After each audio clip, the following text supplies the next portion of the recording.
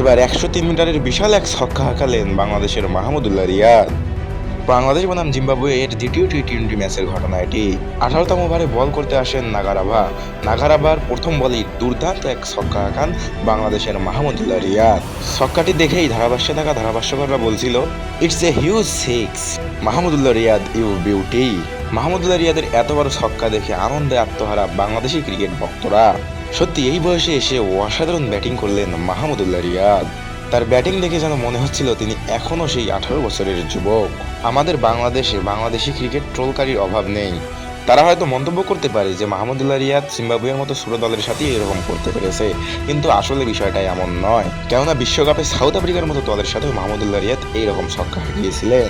মাহমুদুল্লাহ রিয়াদই তিনি বাংলাদেশের অন্যতম একজন হার্ড হিটার, আর এজন্যই তাকে বলা হয় সাইলেন্ট কিলার। দর্শক, এই বিষয়ে আপনার মতামত কি আমাদের কমেন্ট করে জানান। ধন্যবাদ সবাইকে আমাদের ভিডিওটি দেখার জন্য।